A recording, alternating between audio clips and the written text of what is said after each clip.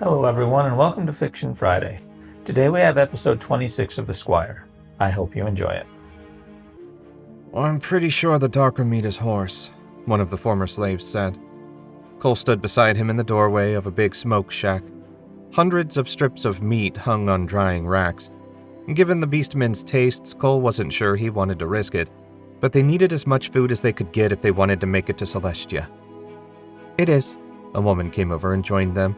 I worked in the butcher shop here, stripping the hide from the dead horses they brought back. The darker meat is definitely horse.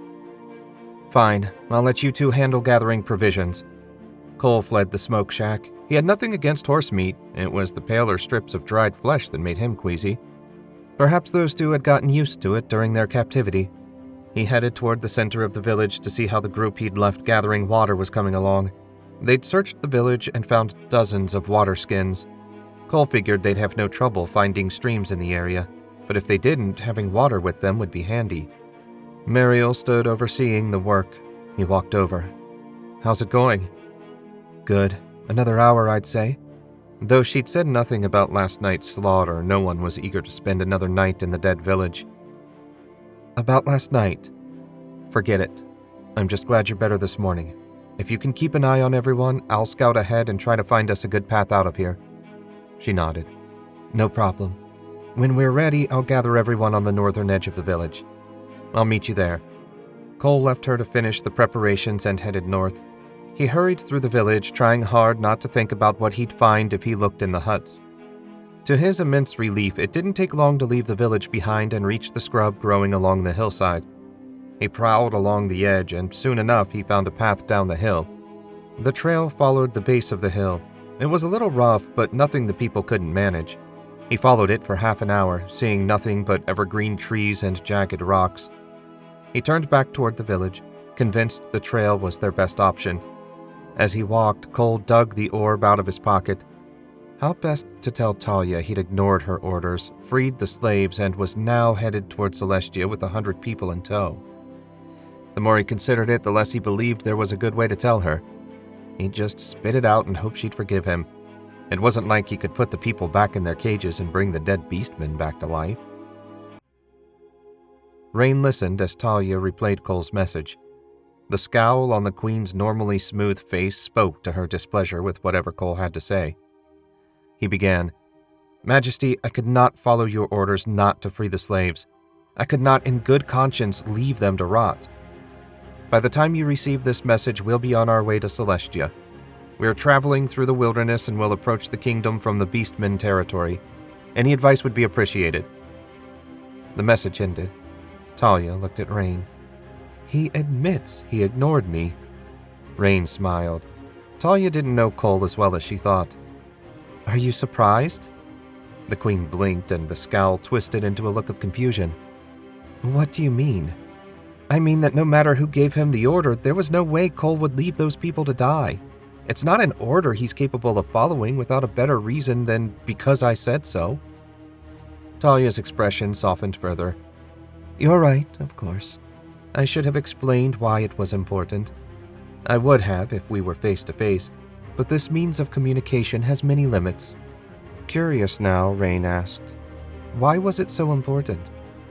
What Cole discovered was a soul box, an artifact creatures like Zarin use to protect themselves. If we were to destroy Zarin now, his soul would flee to the box, and after a short time to gather his strength, he'd enter the nearest corpse and be reborn, none the worse for wear. It might take him a few weeks or at most months to regain his full power, but he would eventually. I feared that if Cole did anything to draw attention to the area, Zarin would know we'd discovered his hiding place before we could recover the box and destroy it. I understand why he upset you. What will you tell Cole now? Talia smiled a warm smile. I'll tell him help's waiting at the border. 10 days of marching from dawn to dusk found the weary former slaves poised to cross the border. At least Cole assumed they were. He had no proper navigation tools, so he'd guided the group by dead reckoning. They'd had to swerve off their course half a dozen times to avoid beastmen villages, so he wasn't certain he'd gotten to the right place. That Talia's soldiers were nowhere to be found argued that he'd screwed up somewhere. Is this it or not? Mariel joined Cole at the head of the column. I don't think so. Let's go a little further and try to spot the help Her Majesty sent to meet us. The column trudged on through the evergreens. Too exhausted to complain, it looked like all they could do to put one foot in front of the other. Cole knew how they felt. He wanted something other than dried meat and overripe berries to eat. They hadn't gone more than a few hundred yards when movement caught his eye. He raised a hand to halt the column and drew his sword. Taking his lead, everyone with a weapon got it out. Those without weapons crowded together behind the rest. They'd barely gotten set when 20 men, each carrying an axe or spiked club, emerged from the forest on all sides. One man, a big, bearded fellow with a double-bitted axe in one hand and a hook in place of the other, stepped forward. "You're all prisoners of the White Bear Bandit Company. Come quietly and we won't kill you."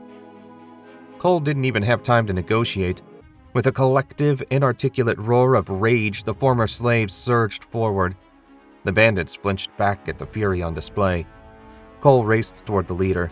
If he took the man out quick, the others would break and run, assuming any of the bandits remained alive. Cole dodged an overhead chop from the axe and slashed at the leader's side. The man's hook batted his sword aside. They circled. Cole thrust, and the bandit turned the probing blow aside.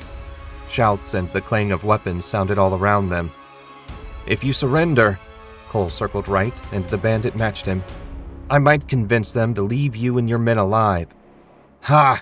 The White Bears are the strongest crew in this part of the country. One of my men is worth 10 of your rabble." "You better hope so. That rabble slaughtered an entire Wolfman village. You'll have to kill them all, since I doubt any of them would go back to being a slave." The bandit opened his mouth to speak and then gagged as blood leaked out. He collapsed and revealed Mariel standing behind him with her bloody dagger. "You talk too much." He smiled and looked around. The bandits were all down. Several of his people were beating one man to death with rocks they'd picked up from beside the path. "Let's check for wounded." They found plenty. The first woman Cole reached had a gashed arm and a bruise above her eye. "Easy, you'll be okay." He bound the wound with strips of cloth torn from her already ragged skirt. He moved on to a broken leg, followed by a slashed chest. The next 2 people were dead, and the 6th had at least 2 broken ribs and gasped for breath. Nothing he could do for her with no healing supplies. He was looking for the next injured person when one of the men shouted, "Someone's coming!" Cole drew his sword and raced toward the lookout. The group couldn't take on another fight so soon after dealing with the bandits. He reached the man at the same moment soldiers emerged from the woods. Cole let out a breath. He knew those uniforms. "It's okay. Those are soldiers of Celestia. We're safe now." He sheathed his sword and went to meet them. Cole spotted a lieutenant's insignia on one of them and assumed he was in charge. "Lieutenant, you're a sight for tired eyes." "You must be Cole." They shook hands. "Her Majesty gave us your description and said you and these people were to get the best possible treatment. Do you have a lightcaster with you? A group of bandits jumped us and some of these people received serious wounds." "She's coming. We also have food and water. My orders are to get you to the capital as fast as possible. If you'll follow me, I have a horse and escort waiting for you." "They'll have to wait a little longer.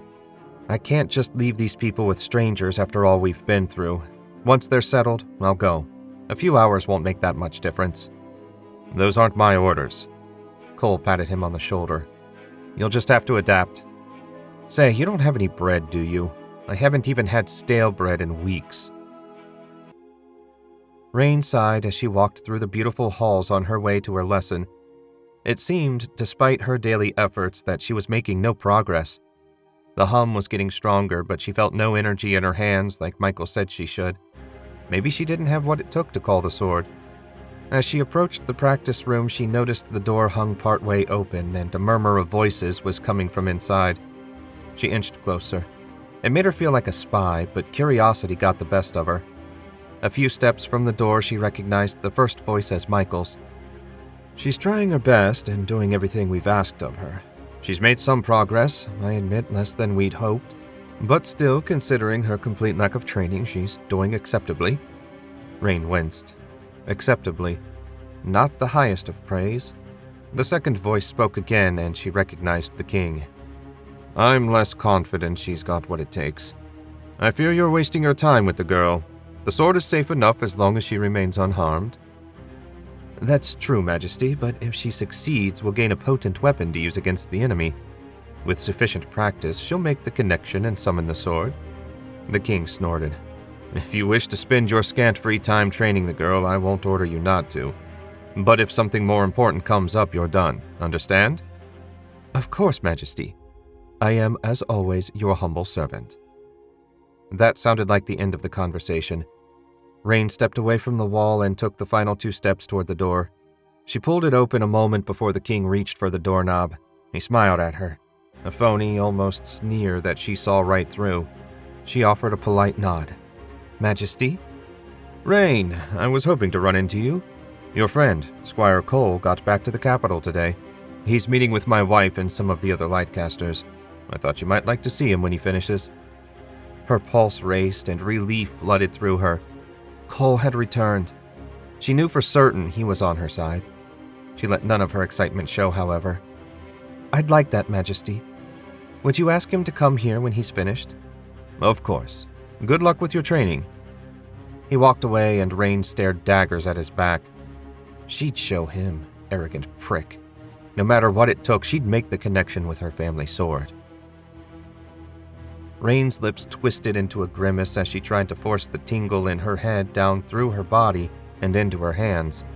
Even with her eyes closed, she knew Michael was watching her with a concerned little frown. A knock sounded on the door an instant before she planned to scream.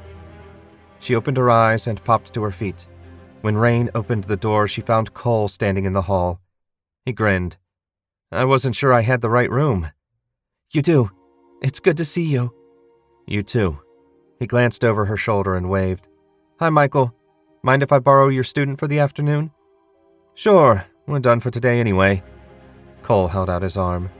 Looks like you're free. Want to take a ride? Rain wanted to do anything that got her out of the castle for a few hours. She grasped Cole's arm like a lifeline and they walked together toward the stables. So how's it going? Cole asked. Okay, I guess. Michael says I'm making progress, though it doesn't feel like it. Cole shook his head. That's why I don't like this mystic stuff. When you're training to use a sword or bow, it's obvious, sometimes painfully so, whether you're improving or not. Want to talk about it? Rain knew he was trying to cheer her up, but she really didn't want to talk about it. Maybe later. They reached the stables and the stable boys had a matched pair of roan mares saddled. The blonde boys stood a short ways away, heads bowed. They look perfect, fellas. Thanks. The boys looked up, grinning. Rain wasn't sure how he made people feel so at ease. It seemed whenever he was around, people were smiling. Then she remembered Queen Talia's expression the other day. Maybe he didn't make everyone smile all the time. Cole boosted her up into her saddle, then swung up into his. They rode out of the palace and headed toward the fields around the city at an easy walk. Smiling people walked along the streets, tending to their chores. Everyone left a path down the middle of the street for horses, so they had no trouble reaching the western edge of the city. The moment cobblestone gave way to grass, Rain thumped her horse and urged it to gallop. Her mare seemed well rested and eager to run. The wind streamed through Rain's hair and blew all her worries away, for a moment anyway. After a couple of minutes, she reined the mare in before she got too winded. Cole trotted up alongside her. Better? She sighed. Much. I needed that. Thank you. He smiled. I suspected you might. As I recall, you are quite the horsewoman back home. I didn't figure you'd get much time to ride with your training. I overheard Michael and the king talking today. The king doesn't think I've got what it takes to connect with my sword. He said if anything more important comes up, he will reassign Michael. How did you overhear this? Cole swung northwest. Where was he taking her anyway? I was on my way to my lesson, and when I arrived, they were talking. I snuck up to the door and listened. Cole chuckled and nodded. Does the king strike you as a stupid man? Rain's eyes widened. How could he laugh at her? Not at all. Why do you ask?